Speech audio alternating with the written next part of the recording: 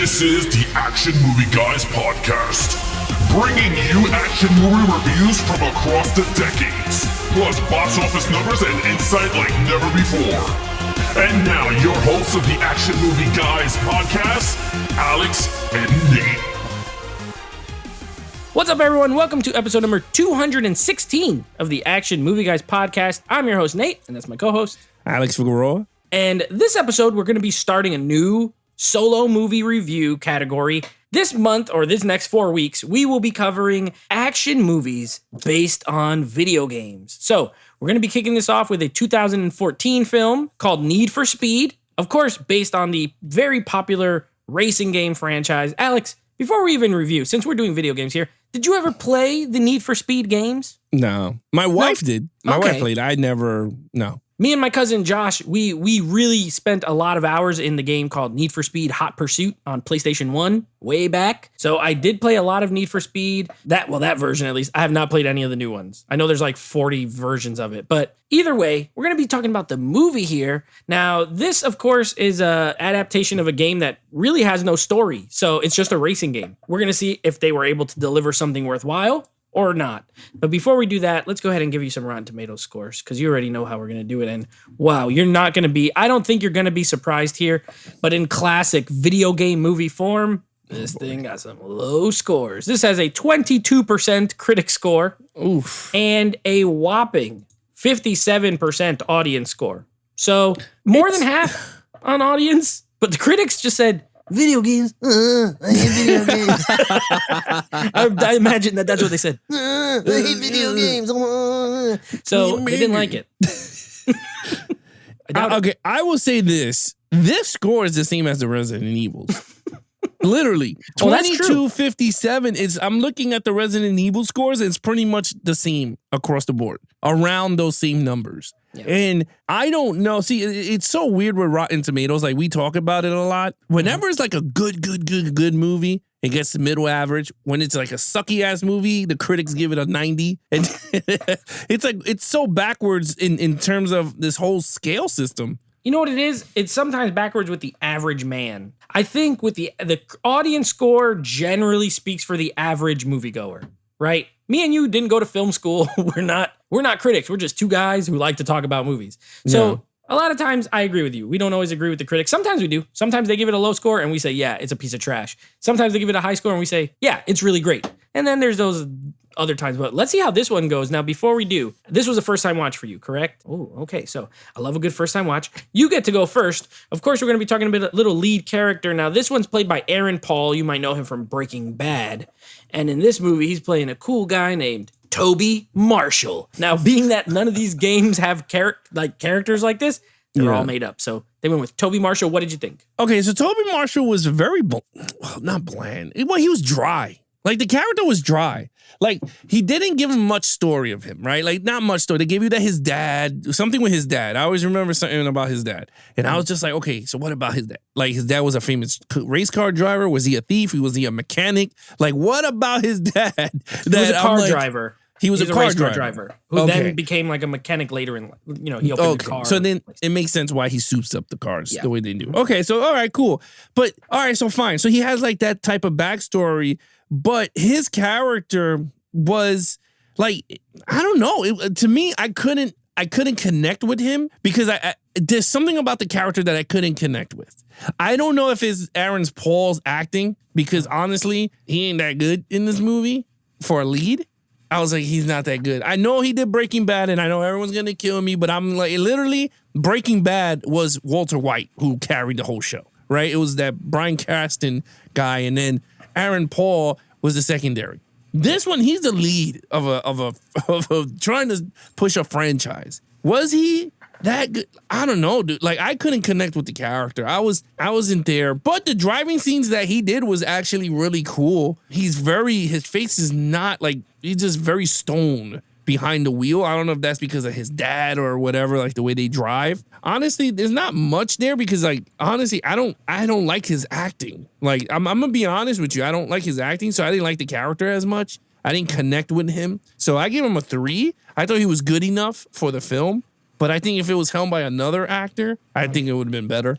But that's just me. Yeah, I disagree a little bit, not a lot. I agree with most of what you said. I think he was going for maybe the strong silent type, you know what I mean? Which is fine.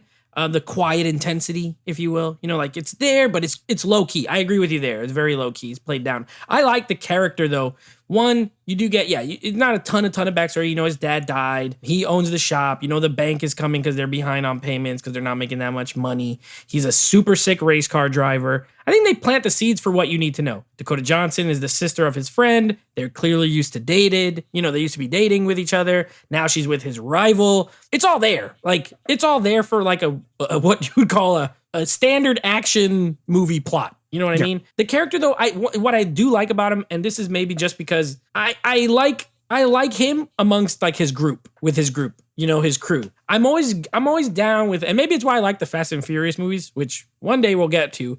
But I always love the whole like bond where there's just like a bunch of dudes who like to hang out, they play video games together, they work together, and then they do this racing together, like they do everything together. I like the camaraderie, if you will. My score's not different than yours. It's a 3. I'm not saying like I disagree with you a ton. I just thought he was like maybe a little better. Or what I should say is I didn't have a problem with the acting. I thought Aaron Paul was fine. One thing that's weird about him though, I think his voice doesn't match his face, right? His voice is super deep and grovelly, and then you look at him and you don't think he's gonna talk like that. You know what I mean? He literally talks like this. And it's like, well, I have to do that because clearly my voice is way higher. But he actually talks like that. It's kind of weird. I don't know. Yeah. You know what I mean? Like, it's just weird when he opens his mouth. It's like, what? I also do like him with the girl. I like their chemistry with the British girl. I thought it was cute. He tries to scare her out of the car and she's like, nope, I'm still going to stay in this car. I like her, by the way. I like that actress. So I gave him a 3 as well. We both thought he was fine. Okay, main villain. This is, of course, played by Dominic Cooper, who I think is a villain in almost every single movie he's in. He plays, he had that crazy name. It was, Dino Brewster. Dino Bambino, as Michael Keaton calls him the whole movie. What do you think of him? Well, it's funny because I know him as Howard Stark in the first Iron he's a good guy Man, in right? that. Okay. He's a good guy in one thing. That. Yeah. And then he played him in a TV show, too, in the... Agent Carter. Agent Carter. Yeah. So he was, one good guy, pretty much. But one good guy. He was a traditional rich dick. I guess that's the best way to say it, right? The traditional like rich dude, like, hey, I don't want to fight you, but you're so good, I need you to do me a favor, type thing. And then you know he's gonna backstab him. Like the thing is, the storyline was so predictable, right? Because like these characters, you're like, you could have did it so many easy way to screw somebody. And I was like, this could have been, he could have did it in a way.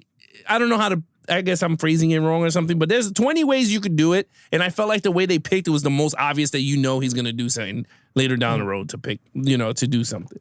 So I was just like, that kind of sucks.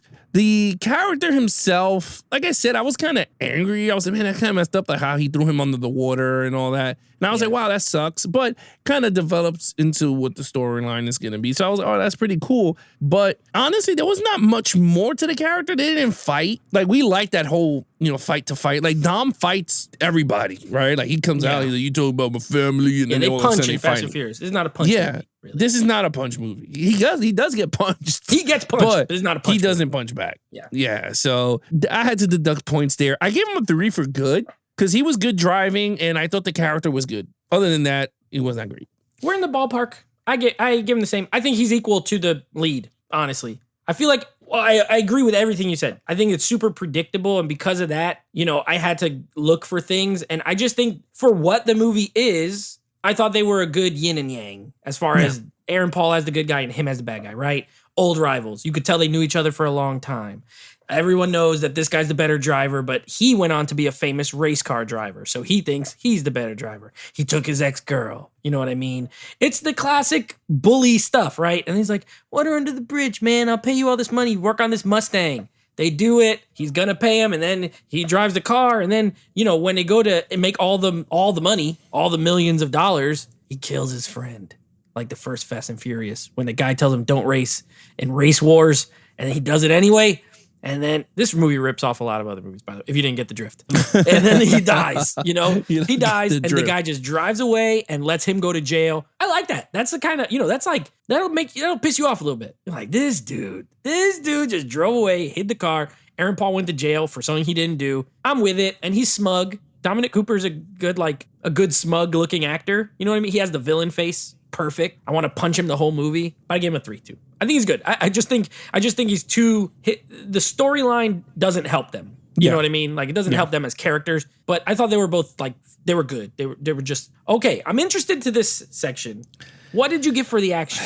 Okay, I was torn with this. Because I know the movie's called Need for Speed and you're going to have car chases. And I don't know how, I know we're going to have different scores here. I think we are. I totally think we're going to have different scores. My problem with some of these car scenes is not possible. And again, we're not Mythbusters and we're not going to, and I'm not going to do it to take away the movie magic of what they were trying to do. Certain things about the film that I was just like, driving wise, you drive and I drive. We're not race car drivers, but we know doing 200 miles per hour in public areas, you're going to get hit from somewhere. And these dudes were driving like it. I was just like, there's no way. But anyway, in terms of action, because I'm not going to critique the movie because I think that was their strong suit was the driving. I thought the driving was amazing. Yeah. It was fantastic. The problem is there was not as much action at all. It was just driving. It's just a race car drive. It's just, that's pretty much, he's trying to get across country to get it to the eyes of Michael Keaton. And then once he sees who he is, he throws him into this race. Yeah. And there you have it. It's not like a shoot 'em up type movie. This is just a straight car race throughout. Yeah. So with that said, I can't give a lot of points to this because honestly, he's just driving. We're just drifting. And I'm not like, I love my car chases, but I love when people are like there is shooting in the car in the movie, but there's only one scene. Like I was just like, it was pretty much one. And that's it. And then the helicopter came and picked it up, which I was like, that was pretty cool. But other than that, that's it. I gave it a 3. I thought it was good. To be honest with you, I thought it was good. And I know people are going to fry me to this going, oh, this is Need for Speed, man. This is not whatever. Yeah. But not GTA. Yeah, it's not GTA and all that. Yeah. But I think you could have did a lot of great driving. Because I know from the game, I don't play the game much, but I know from the game they have different countries and all this, like New York, and they drive through New York and then they go San Francisco. They didn't utilize that shit at all. They didn't except the ending when they're going through like one area to the other. They go in Detroit. They drive in Detroit on the freeways. Then they drive in California. But what I mean is like, but they don't go through like an iconic game board like you would do. They don't. And I don't even remember the game boards. But yeah, you're right. I think the last one, the De Leon race, is probably the most because it's like there's near water. It's in California. You got the redwoods. You drive. That's probably the most. You're right. Wouldn't you drive through the Golden Gate Bridge, going through like doing Cruising whatever? USA. Huh? Remember that game, Cruising USA? Oh yeah, with the bikini girls. Like they got to make a Cruising USA movie. Then they can do it. So I look. Other than I know I'm gonna get fried, but I gave it a 3. You might not get fried because you know what? I don't think even a lot of people have seen this movie. So you are right though. We're not on the same score. Now, the way I look at this is, while everything you said is true as far as this is a driving movie, I'm going to score it as a driving movie though, because if I watch a martial arts movie where all they do is kick and punch, and there's no shooting, there's no driving, there's no anything else but kicking and punching, I can still give that a 5. If I'm watching a gun movie where they don't do any karate or driving and it's just guns, well, I don't really like guns that much, but you know what I'm getting at. So how is the execution of the driving scenes? And I thought it was fantastic. There's no CGI, first of all. So one thing I appreciate in this movie is that it's real cars going fast, crashing, flying through the air, landing. While it's not necessarily plausible, like if you're driving in like a busy highway, it ain't gonna be the same. But I thought they did a pretty good job with that as far as that goes. But I just like that it's real cars doing real stunts. I'm a fan of realness over CGI everything. And this was 2014. They could have very easily did a CGI car jumping over something or flipping through the air. But what did they do? They flipped real cars and they smashed real cars and they crashed real cars. So I gave it a 5. I thought the execution of the driving scenes was great. And yeah, you do have the one little shooting scene where they're in the mountains with the guys with the truck. Dude got a shotgun. He's blasting out the windows, play chicken with the Hummer, and then the Hummer drives up the thing. Like I thought this was the best part of the film, hands down. And really the only thing that I would say is strong is the execution of the action scene. So it was a 5 for me, but I totally get your points, and I don't really disagree either. What did you give for the storyline? You're gonna be surprised. Ooh. I gave it a 3. I thought it was good. I thought it was good. I thought it was good. I was really entertained with the storyline. Taking away, Aaron Paul's dryness, I kind of was into the movie. I kind of knew the friend was gonna die. Because once you stay, he's like, my brother, you already know you're dead. Once he races the first time, he's going to yeah. And the minute you saw 3 cars and he goes, I want to get behind one. And then I was like, this dude's dying in the scene. Somewhere in the scene, he's going to die. Like, you already knew it was setting up. And then he was like, I saw a dream with a firehouse. And I was like, that's not you in the dream. All that, bro. Every time he talks, I'm like, shut up. Yeah. You know what? I did wanted to punch him in the face, though. Like, every time he kept correcting, like, he's a better driver than you. And I was like, yo, dude, you're going to get your ass beat from somebody. But you know what? It was cool because it gave his characters, like, a push. Right? Like, he was like a little brother. Like, dude, shut up. Like, he's a better driver. You're the guy who can't go over 180. And they start laughing together. I thought that was... I thought his character was pretty good. But in terms of storyline, I enjoyed it all. I liked the Dakota Johnson's character, like how she grounded him in the entire story with the brother dying. So that was a pretty cool element there. I thought the whole him and his group, I liked the whole camaraderie, but I felt like the chemistry between all of them, some characters worked together well, and some of them just... I think if it was other people, like for instance, like the Oceans we keep talking about, like they all had chemistry. Like you could tell them dudes all went out for they go out for coffee and they have fun with each other. I'm trying to think of Gone in 60 Seconds, another group that you're like, okay, these dudes look like they all have fun filming. Even the Fast and the Furious crew before The Rock came, because they all hated each other after that. But I think in this group, Robbie Malek worked. I think the Spanish guy that drove the truck worked because they were good together. The guy in the helicopter, to me, didn't work as much. The one that wanted to be called Maverick. Yeah. And all that. I thought he was comic relief. Yeah, he was the EJ of this this movie. Yeah. But it's so funny. If you flop Aaron Paul and the guy who played the villain and you switch it, I think we would have got a really good movie. Maybe. Because I think the guy who plays the villain has a good charisma to the character. Whereas Aaron Paul looks like a villain. Like, he talks like a villain, and he has that stone cold face that you're just like, yo, I would just want to punch you in the face too. Like, it's just one of those. But in terms of the storyline, I think it was really good. And I like Michael Keaton. He was really good in this. I know it's a low budget movie or whatever. I don't know how much it made, but I kind of liked him. I thought he was funny. He was a radio guy. Yeah. And he was just like internet radio podcast guy. I thought it was so funny. I thought it was good. He was like, to be personally, I thought it was good. Showing up to the De Leon. Dino Bambino. No, I honestly, it's really shocking, but I actually liked the storyline. I know it's weird for me to say. I just gave it a 3. Yeah, it's a 3. It's a good. I can't get mad at you for that. Because you know what this movie is? This is a movie based on a video game, and it's a video game that doesn't even have a plot. So they had to make one up altogether.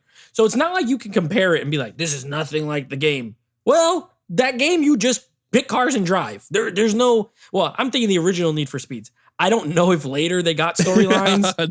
I don't know. But I know when I played them, you just pick cars and drive and race. It's a racing game. It's like Gran Turismo. You get a car, you fix it up and you drive. And then you fix it up more and you drive. So that being said, does this borrow from other movies? Yes. Is it predictable? Yes. Is it implausible? 1,000,000% yes. Like a race that you can only get invited to digitally by this podcast host who lives in a lighthouse. You would think he was up in the lighthouse, I think. That's what it seemed like, and then if you win, you get to keep everybody else's car. Like, what if you don't agree to it? What are they going to do? Like, is he going to come out of the lighthouse and come kill you? It's pretty implausible. That being said, this movie's also like peanut butter and jelly. Peanut butter and jelly is not the best sandwich. You could get a way better sandwich, but it's pretty good. Pretty good, and it hits the spot on a Saturday afternoon. You know what I'm saying? Saturday afternoon. You're just home. It's kind of cool outside. You're like, man, I got this bread, I got this peanut butter, I got this jelly. I'm gonna put that on there, and it's not gourmet, and it's not chef inspired, but it does the job. I think this storyline does the job. I like the camaraderie. I like the friendship. I thought the humor worked. Like where there's humor, I chuckled. I liked the dynamic with him and the girl. I liked Dakota Johnson too. I think she played it real straight, which I liked. She just was like, I'm in a regular movie. This is not corny. This is a regular movie. Now, you could tell Michael Keaton filmed all his scenes in like 2 days by himself because he's not in a single scene. He's not in a single scene with another human. He's by himself in a room, and you could tell he filmed that all in maybe 2 days. So good for him. He got a paycheck. I gave it a 3. I thought it was just like really regular, but fine. I didn't have a problem with it. So what's your overall? You know what, Nate? It's a Saturday night, baby, because I'm getting some peanut butter and jelly. It's a Saturday afternoon.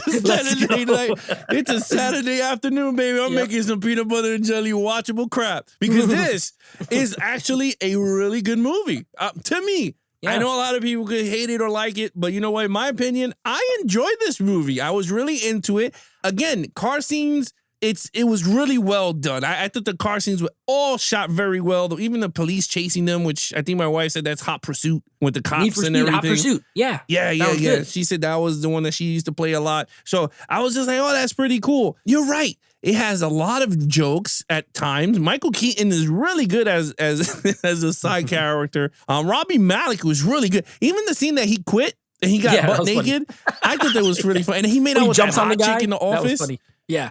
Oh, yeah, that was funny, too. And then we didn't even talk about it. That Mustang, Shelby Mustang, looked so freaking gorgeous. When you saw it digitally and then it just came to life, I was like, yo, man, this is actually really cool. I literally enjoyed this movie, and I'm really going to say it. If it had a 4K, I would have brought it. Like, honestly, I would have brought it. Look nice. I think, especially with the Dolby or DTS mastered 7.1 surround with the cars going crazy, I think it would sound really good. But, I gave it a 3. I think it's a good, solid movie. Now, if you're into the game, I don't know what to tell you, but I enjoyed myself. I thought this was good. You know what? We have the same score. I thought it was good. It's a good 6 out of 10 movie, 3 out of 5. This is not a new, this is nothing, doesn't reinvent the wheel in any sort of way. You know what's going to happen. Like you said, once that friend enters the first race, you're like, this dude's going to, later on, he's going to screw up. He's going to do something. Like, he just has that face of the guy who's going to screw up, Yeah. But when it happens, you're still like, no, not that guy. He died. And now this guy's going to jail. And I think they did a good job of getting you on the side of the character you have to be on and against the guy you have to be against. And did it do it in a spectacular way? No. But did it do it? Yes, I think so. I thought the storyline was average, but solid. But the racing scenes are exciting enough for me to be like, yeah, I think you should watch it. I would go so far as to say this might be underrated because still today, I don't think a lot of people talk about it. So I'd say I'm not going to call it like a hidden gem. It's not a gem. This is not like some, incredible movie, but it's got a really good cast with people who have won Oscars, 2 Oscar winners in this movie, by the way, and then a couple of other really solid actors. You got some good humor. It's a little long. I would say if there's a real negative, they could have shaved off a good 15 or 20 minutes. Like, there's no reason this needs to be 2 hours. As such, it's a peanut butter and jelly sandwich, man. It's pretty good. It goes down smooth with a glass of milk. I gave it a 3. What is your total? What's your total points? My total points is it's a 15. It was a 3 across the board on this. Yeah. I think this is a solid movie. I think people should give this a shot. I mean, again, maybe at the time it was hyping it because of the video game. Maybe a new video game was coming out, like Need for Speed, Thunder Rush or something. Speed Bahamas or something. Yeah. Unleaded fuel or something. But this, I think you guys should give it a shot.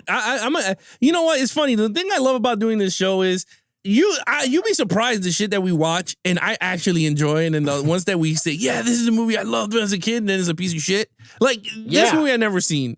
I don't even think I ever heard of the damn Need for Speed movie, but I think it worked. I think it worked. For me, it worked. Yeah, I have it at a 17, and that's only because I gave the action a 5. Because otherwise, it's all 3s. I think it's good. I think the action's good. I think I saw this at the theater. I remember seeing this at the theater and walking out and being like, I'm not mad that I saw that, and I ended up getting it digitally on Vudu for 1 month. They had it for $5 or $6. I bought it. I haven't watched it since 2014. But when I was watching it, I was like, yeah, this goes down smooth, really. You know what I mean? Like it's fine. It looks nice. Good locations. Good. It's shot well. So yeah, I dug it. And this only made $43.6 million.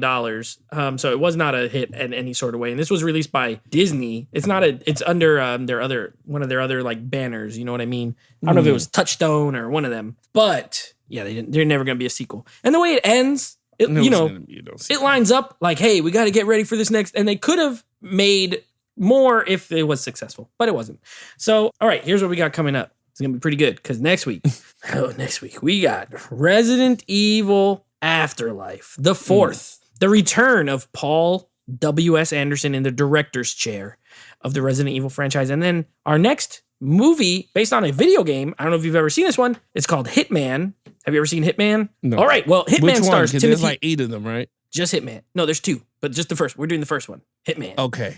No. So stars Timothy Olyphant as our Hitman, the bald guy with the barcode. A game that I really liked playing, especially the early ones. And the new one is actually really good. But you have Timothy Olyphant and Olga Kurylenko, the girl from Quantum of Solace. They're the only 2 people that I remember being in this movie. So we'll see how this one goes, but yes, that's going to be our next video game movie. With that said, if you guys want to follow us on our social media accounts, please follow Nate over Instagram at Netflix Reviews. Check out the podcast with him and his friends called Netflix Movie Reviews. Anything action movie, guys, head over to youtube.com/geeksandflicks. Again, the website is down. We are under construction. We are actually updating the website, making it easier to navigate and find the videos and audios for you guys' entertainment. If you guys want to if you guys want to get merch, all you have to do is go to geeksandflicksstore.com. Other than that, he is your host, Nate from Netflix Reviews. I'm his co-host, Alex Figueroa. Be awesome to each other and geek out.